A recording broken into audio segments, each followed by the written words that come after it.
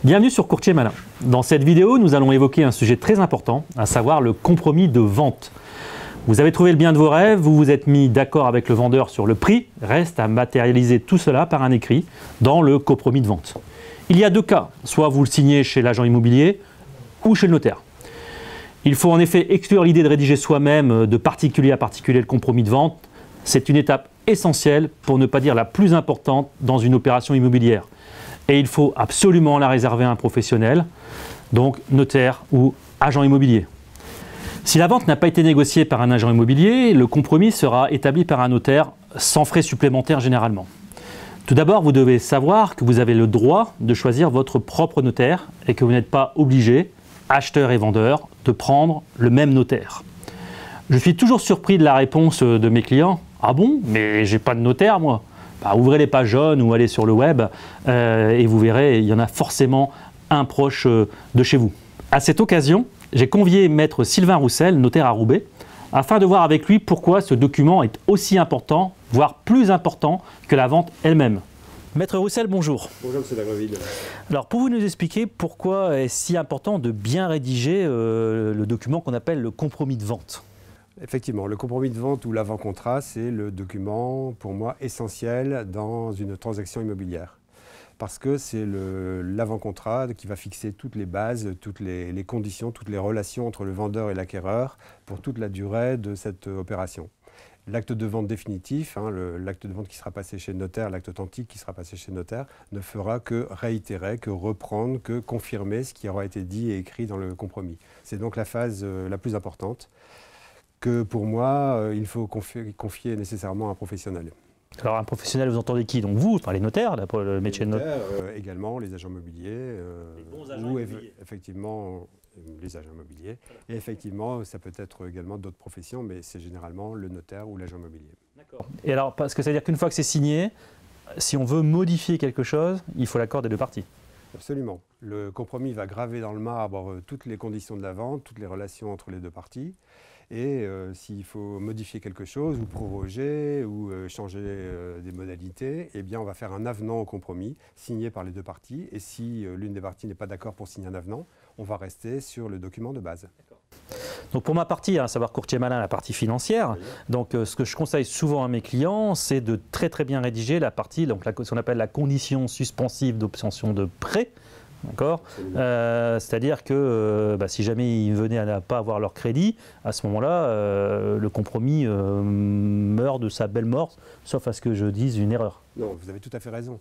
C'est le principe d'une condition suspensive. Une condition suspensive, c'est un événement que l'on ne connaît pas aujourd'hui, qui est donc incertain et qu'on va ériger en condition. C'est-à-dire que si l'événement se produit, la vente ira jusqu'au bout, elle va se réaliser. Si au contraire l'événement ne peut pas se réaliser, eh bien les parties vont en rester là et la vente n'aura jamais lieu. C'est une condition suspensive de la vente définitive. Donc le client, moi je l'incite à bien rédiger cette clause, à savoir bien mettre le montant qu'il va réclamer à la banque, le taux, préciser si c'est un taux fixe, un taux variable, la durée du crédit, parce que forcément un crédit sur 10 ans ou 20 ans ou 15 ans, le taux n'est pas le même, donc de bien spécifier tout ça, d'accord. Et pour le cas échéant, si jamais le client n'avait pas son financement, à ce moment-là, pouvoir se dédire sans perdre d'argent. Oui.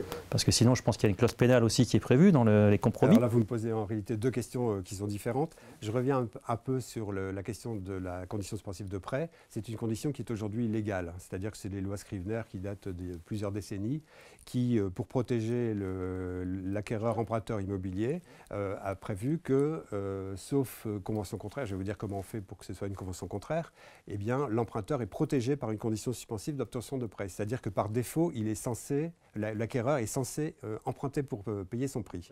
Voilà.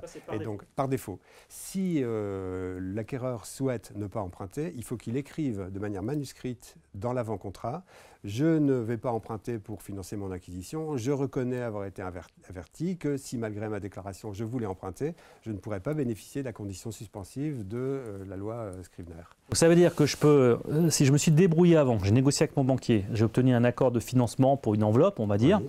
Donc je sais que j'aurai mon crédit, je peux retirer cette clause, d'accord, et éventuellement négocier avec le vendeur une remise de prix, enfin vous me voyez arriver, maître. Je vois que vous êtes un acheteur avisé. Voilà. Et donc de dire, voilà, vous êtes sûr que dans 2 mois, soit je vais à la vente, et je reviens sur ma question de tout à l'heure, soit je vais à la vente parce que voilà, je suis obligé d'y aller, et ou sinon, vous m'appliquerez la fameuse clause pénale, et vous pourriez éventuellement aussi me contraindre à acheter ce bien immobilier. Voilà, c'est exactement ça, vous avez raison. L'emprunteur, l'acquéreur, si vous voulez, avisé, va effectivement aller voir sa banque avant de s'engager dans une opération immobilière. Et ça peut être un atout que de dire au vendeur, regardez, vous avez plusieurs candidats possibles, mais moi je suis le bon. Puisque le financement je l'ai, donc je ne vais pas m'abriter derrière une condition d'obtention de prêt qui sera hypothétique pour vous. Vous pouvez déjà vous engager dans une autre opération peut-être avec le prix de la vente de votre maison. Donc, moyennant tout ça, consentez-moi à un rabais. C'est ce que vous pourrez dire à votre vendeur qui, bien souvent, va le comprendre. Donc effectivement, vous ne serez plus protégé par cette condition suspensive d'obtention de prêt, qui, il faut l'avouer, est parfois un échappatoire possible pour les personnes qui pour l'acheteur, voilà, en disant la maison ne plaît plus, voilà. Et donc tout compte fait, j'ai pas mes financements, merci, au revoir. Et le vendeur a perdu 2 voire 3 mois. Exactement. Ou la possibilité lui-même de s'engager dans autre chose, peut-être il va racheter autre chose également.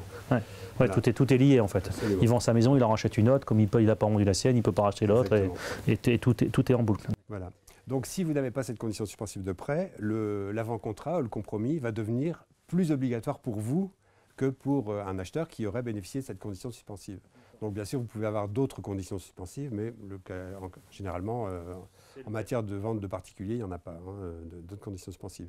Dans ce cas, si vous voulez manger votre parole, c'est-à-dire ne plus aller jusqu'à la vente définitive, bien que vous ayez signé le compromis de vente, eh bien, le vendeur, selon la rédaction du compromis, pourra soit obtenir des dommages et intérêts, qui sont généralement de l'ordre de 10%, c'est ce qu'on appelle une clause pénale. Donc 10% du prix de vente de la maison initiale, absolument. Je vends ma maison 200 000 €, la personne, tout compte fait, n'achète pas pour des raisons qui lui sont propres, elle veut se dédire, donc elle va me donner 20 000 €. Alors généralement, dans un compromis, c'est rédigé comme ça, c'est-à-dire que le vendeur aura un choix. Soit il va dire je prends les 10%, donc sur une vente de 200 000, je prends 20 000 et ça me permet de retrouver un autre acquéreur peut-être à 180 000, mais finalement j'aurais réussi à vendre dans un délai à peu près confortable pour moi. C'est une première option pour le vendeur. Ou alors une seconde option, s'il veut s'en tenir au compromis et puis sortir l'arme fatale, le vendeur va dire je poursuis l'acquéreur, je prends les 10% à titre d'indemnité et puis je l'assigne au tribunal en paiement du prix de la vente après avoir fait constater que la vente elle est parfaite, puisqu'il n'y avait pas cette condition suspensive de prêt. Donc il prend les 20 000 et l'acheteur est obligé d'acheter. Exactement. D'accord. Bon, après c'est un peu théorique quand même, parce que le vendeur, pendant ce temps-là, il n'a pas son prix, il ne peut pas chercher un autre acheteur, etc. Mais la clause pénale à 10%, elle fonctionne parfaitement et relativement souvent quand même. Donc attention à ce qu'on signe. Absolument, et c'est ce qu'on disait au début, c'est l'intérêt de se faire accompagner par un professionnel lorsqu'on s'engage dans son avant-contrat. Et je signale sur ce plan-là que c'est bien sûr un notaire qui va rédiger l'acte de vente. Le notaire peut être choisi il est choisi en général par le vendeur, mais il peut également être choisi par l'acheteur. C'est-à-dire qu'il peut y avoir 2 notaires dans la même transaction, l'un représentant le vendeur, l'autre l'acquéreur. C'est-à-dire que l'acheteur n'est pas obligé de prendre le notaire du vendeur. C'est le notaire, en tout cas dans certains départements comme le nord de la France, c'est le notaire du vendeur qui va rédiger l'acte de vente, mais il sera très fréquemment accompagné par le notaire de l'acquéreur.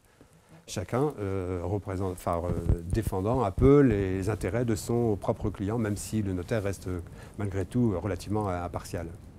Alors, une autre petite astuce que je donne à mes clients, ça reste une astuce, alors elle ne va pas forcément vous plaire, maître, c'est que je leur dis, voilà, dans le prix de vente de la maison, sortez une partie du mobilier, parce que ça vous évitera de payer les fameux frais de notaire sur cette partie-là. Alors je m'explique, une maison à 200 000 €, je dis au client, retirez 2 000 à 3 000 € de mobilier, la cuisine équipée, je ne sais pas, le jacuzzi, s'il y en a un, enfin bref, en disant voilà, et ça va, comme ça vous ne paierez pas l'intégralité des frais de notaire sur ce prix-là, ça va réduire un peu les frais de notaire. Alors c'est encore une fois, ça ne va pas être monstrueux, mais ça permet éventuellement de payer les frais de dossier de la banque et ou les frais de garantie que la banque va réclamer. Je ne sais pas, quel est votre avis là-dessus? Vous avez raison, je vois que vous êtes particulièrement averti, observateur des pratiques immobilières.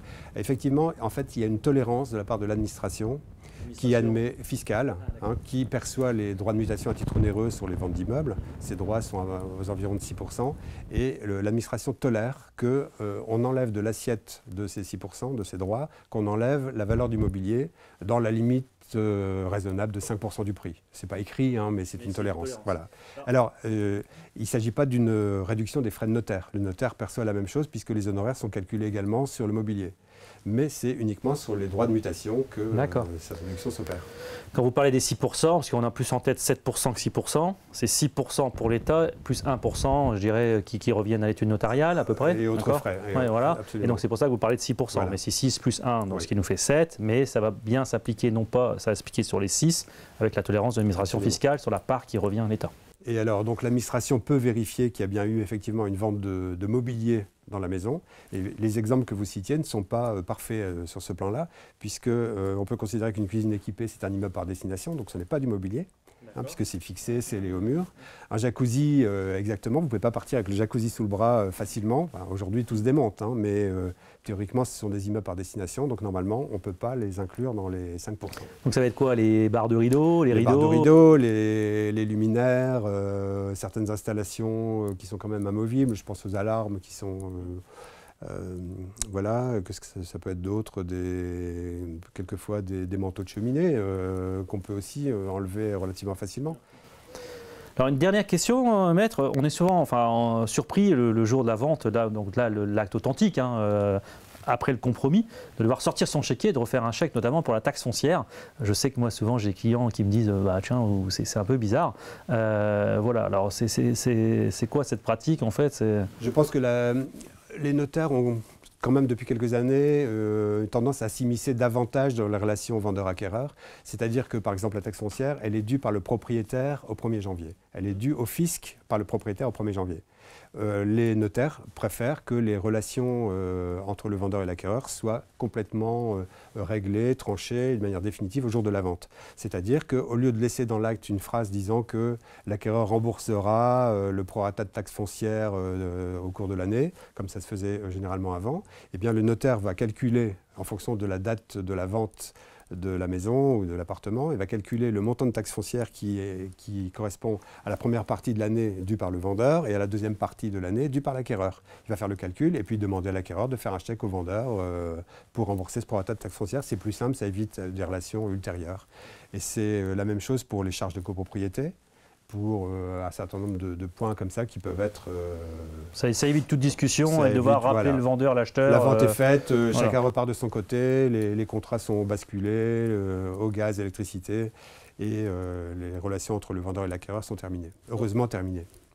Tendance à dire aux gens qui nous regardent, prenez un chéquier le jour, enfin un chéquier ou... Si, un chéquier. Oui, mais généralement, le notaire va envoyer un projet d'acte avec un décompte financier en indiquant les sommes à régler, soit directement au notaire, soit au vendeur, etc. D'accord. Tout ça est parfaitement clair et réglé au moment d'une vente. Bah écoutez, maître, un grand merci à vous. Et puis à bientôt sur Courtier Malin. À votre disposition. Merci, maître. Donc vous avez bien compris l'importance du compromis de vente grâce à maître Roussel. Donc encore une fois, un document fondamental à bien rédiger. Merci à vous. Je vous retrouve dans une prochaine vidéo sur Courtier Malin.